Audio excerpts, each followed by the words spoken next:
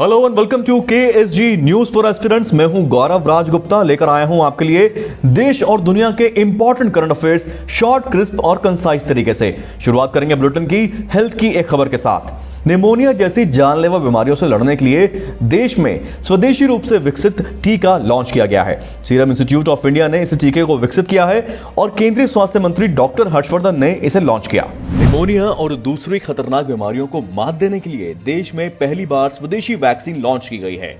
केंद्रीय स्वास्थ्य मंत्री डॉक्टर हर्षवर्धन ने सीरम इंस्टीट्यूट ऑफ इंडिया द्वारा मेलिंडा गेट्स फाउंडेशन जैसे साझेदारों के साथ मिलकर विकसित की गई देश की पहली न्यूमोकोकल कॉन्जुगेट वैक्सीन न्यूमोसिल पेश की है। हर साल 5 साल से कम उम्र के लगभग 67,800 बच्चे न्यूमोकोकल बीमारियों से मर जाते हैं। साल 2018 में WHO ने इसकी वैक्सीन हर बच्चे को देने की बात कही थी। टीके की कीमत को कम रखने की कोशिश की गई है ताकि यह हर किसी की पहुंच में आ सके। निमोनिया के इस टीके को विकसित करने में करीब 1 दशक का समय लगा है। इसकी सबसे बड़ी खासियत यह है कि दूसरी कंपनियों के टीके के मुकाबले ये काफी सस्ता है, जिसे कम और मध्य आय वाले देश भी आसानी से हासिल कर सकते हैं। सीरम इंस्टीट्यूट ऑफ इंडिया ने भारत और गाम्बिया में वैक्सीन के फेज 1, 2 और 3 के क्लिनिकल ट्रायल किए थे। इंटरनेशनल अफेयर्स की बात करते हैं। समुद्र में भारत और वियतनाम के बीच सहयोग, सुरक्षा और संपर्क बढ़ाने के मकसद से भारतीय नौसेना ने वियतनाम की नौसेना के साथ पैसेज अभ्यास किया है। आइए जानते हैं क्या है इसके मायने और क्या है details. Indian navy worship INS Kiltan को सेंटर वियतनाम के बाढ़ प्रभावित लोगों के लिए राहत सामग्री के लिए भेजा गया था और अपनी वापसी यात्रा के दौरान इस युद्धपोत ने शनिवार को संपर्क और सहयोग संबंधी पैसेज अभ्यास में हिस्सा लिया।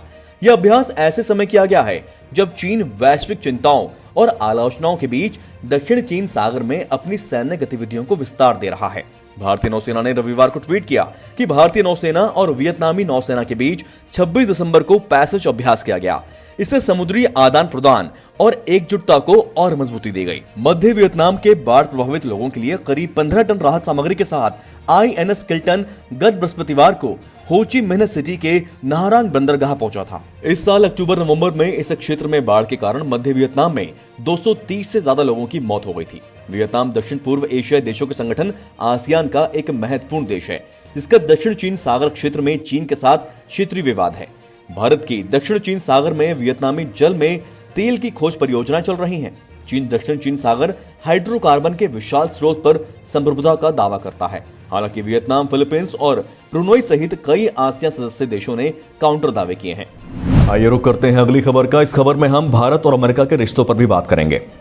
महात्मा गांधी और मार्टिन लूथर किंग जूनियर की विरासत का प्रचार करने के लिए अमेरिकी राष्ट्रपति डोनाल्ड ट्रंप ने Gandhi king scholarly exchange initiative कानून पर हस्ताक्षर कर दिए हैं। महात्मा गांधी और मार्टिन लूथर किंग जूनियर के काम और विरासत का अध्ययन करने के लिए अमेरिका और भारत के बीच एक शैक्षिक मंच स्थापित करने का मार्ग प्रशस्त करता है।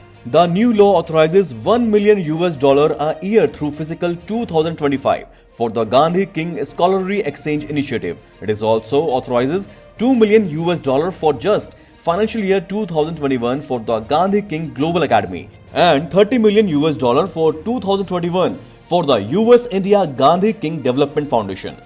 विधेयक के अन्य प्रस्तावों में गांधी किंग डेवलपमेंट फाउंडेशन की स्थापना करना भी शामिल है, जिसे भारतीय कानूनों के तहत United states agency for international development द्वारा गठित किया जाएगा।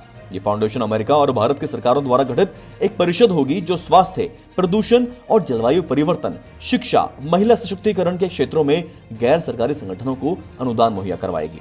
इस काम के लिए अगले 5 साल में $15 करोड़ आवंटित करने की मांग की गई है। महात्मा गांधी की 150वीं जयंती के उपलक्ष्य में पेश किया गया हाउस बिल HR 5517 दुनिया के 2 सबसे बड़े लोकतंत्रों के बीच मित्रता और इन दोनों हस्तियों के विचारों और योगदान को दर्शाता है। आइए साइंस एंड टेक्नोलॉजी की बात करते हैं। चीन ने अपना रिमोट सेंसिंग सैटेलाइट लॉन्च कर दिया है। इस रिमोट सेंसिंग सैटेलाइट का इस्तेमाल होगा फसल उपज अनुमान और अन्य चीजों में। आइए जानते हैं विस्तार से। China has successfully launched a new remote sensing satellite into space. चीन की सरकारी समाचार एजेंसी शिन्हुआ की 28 दिसंबर 2020 की खबर के अनुसार नॉर्थ वेस्ट चाइना में जुक्वान सैटेलाइट लॉन्च सेंटर से 27 दिसंबर 2020 की रात एक सैटेलाइट का लॉन्च किया गया है। खबर के अनुसार लॉन्ग मार्च 4C रॉकेट से याओगान 33 सैटेलाइट लॉन्च किया गया और ये प्लांट ऑर्बिट में एंटर हुआ।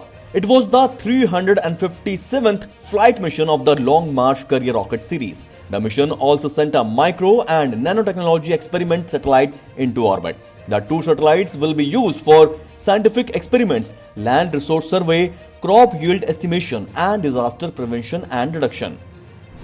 गोवा के पश्चिमी घाटों के पठारों पर वैज्ञानिकों ने मुरेन ग्रास की नई प्रजाति की खोज की है। आइए जानते हैं क्या है इसकी खासियत। गोवा विश्वविद्यालय के प्रोफेसर M.K. जनार्थनम के सम्मान में नई प्रजाति का नाम इस्किमम जंतर मनामी रखा गया है, जिन्हें भारतीय घास वर्गीकरण में उनके योगदान के लिए जाना जाता है। मुरेन ग्रास की प्रजाति पारिस्थितिक और आर्थिक रूप से महत्वपूर्ण मानी जाती है, मसलन चारा आदि।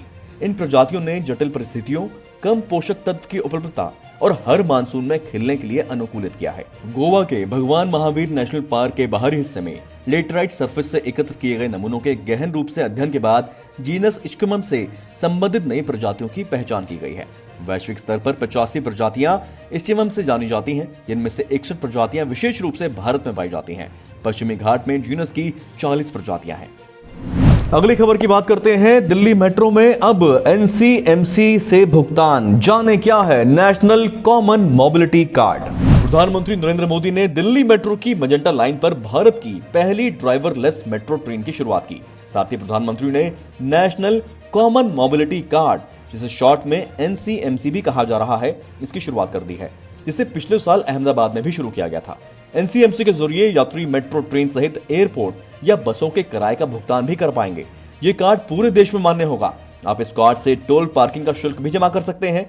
उपभोक्ता इस कार्ड से शॉपिंग के अलावा ATM से पैसे भी निकाल सकेंगे।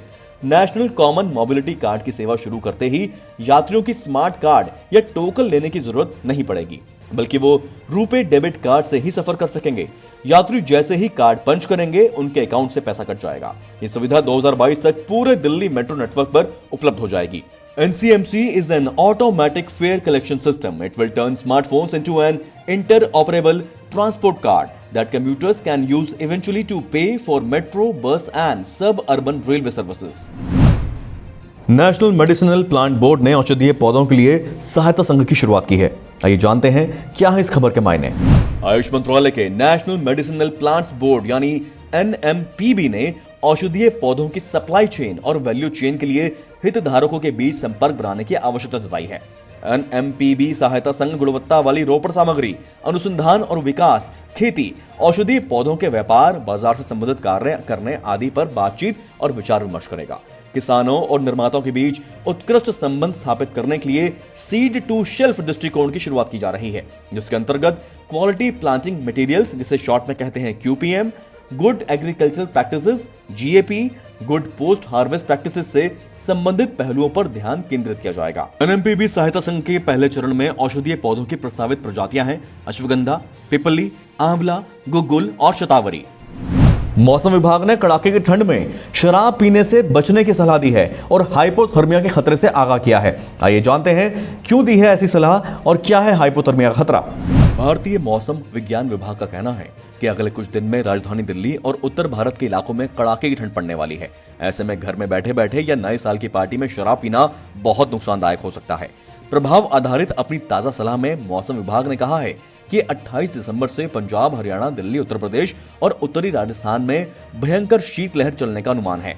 इस दौरान उच्चतम तापमान गिरकर 3 से 5 डिग्री तक आ सकता है। सवाल यह है कि मौसम विभाग ने ऐसी एडवाइजरी जारी क्यों की है। IMD के एडवाइजरी पहले समझ लीजिए। शीतलहर की प्रतिकूल प्रतिक्रिया से बचने के लिए IMD ने सिफारिशों की एक सूची साझा की है, जिनमें से एक है शराब से बचना, क्योंकि यह आपके शरीर के तापमान को कम करता है। हालांकि कुछ लोगों को लगता है कि शराब से शरीर का तापमान बढ़ता है और गर्मी महसूस होती है, लेकिन भारतीय मौसम विभाग और स्वास्थ्य विशेषज्ञों का सोचना अलग है। शराब पीने से लोगों को गर्मी महसूस हो सकती है, लेकिन वास्तव में यह शरीर का तापमान कम कर देता है और अगर आप शीतलहर की चपेट में आते हैं तो इससे इम्यूनिटी पर असर पड़ता है और यह घातक साबित हो सकती है। अल्कोहल शरीर के कोर तापमान को कम कर सकता है और ठंड के दौरान हाइपोथर्मिया का खतरा बढ़ सकता है। Alcohol is a vasodilator, which means that it causes blood vessels to relax and dilate or open. So after consuming alcohol, the volume of blood brought to the skin's surface increases, making you feel warmer as a result. Hypothermia के बारे में जान लेते हैं। Hypothermia is a severe medical condition where the body loses heat before it can generate it. Resulting in a dangerously low body temperature. एक सामान्य शरीर का तापमान होता है लगभग 37 डिग्री सेल्सियस। हाइपोथर्मिया से पीड़ित व्यक्ति के शरीर का तापमान 35 डिग्री सेल्सियस से नीचे चला जाता है। Common science including shivering, slow rate of breathing, slurred speech, cold skin and fatigue. भारी शराब की खपत अक्सर हाइपोथर्मिया के बढ़ते जोखिम और अन्य परिस्थितियों में अत्यधिक ठंड के मौसम से जुड़ी होती हैं। दोस्तों, खबरों के सार में आज के लिए इतना ही। मुझे उम्मीद है जो हमने खबरें आपको दिखाई हैं ये आपको अच्छे से समझ भी आ रही होंगी। इससे जुड़े तमाम फैक्ट्स, स्टडी मटेरियल आपको ksgindia.com पर भी मिल जाएगा। चैनल को सब्सक्राइब कर लें ताकि कोई इंपॉर्टेंट वीडियो आपसे छूट ना जाए। Thank you, best of luck.